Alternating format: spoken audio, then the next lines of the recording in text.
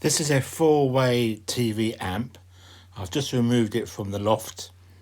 If you look carefully at it, you can see that the middle part, the input of the amplifier, has been affected by water. Water seeped in from the aerial and has gone inside and then basically corroded it in place. So much so that I can't remove it without possibly damaging the socket in the amp. So what I'm going to do, I'll first of all just take it apart a bit so I can get some water in there, and then I'm going to put it into some boiling hot water, and I'm going to use citric acid to remove that.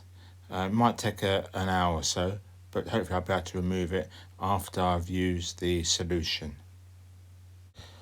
Now just boil some water, and I'm going to put it into a bowl of water, and then I'm going to mix in roughly 3 or 4 tablespoonful of citric acid.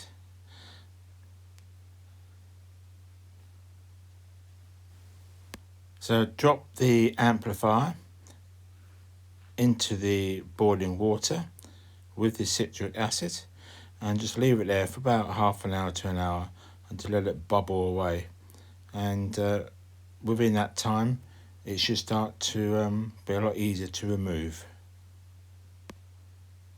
And now I can see if I can remove the plug. Now it might take a bit of effort. It's quite tricky with my left hand. There it is.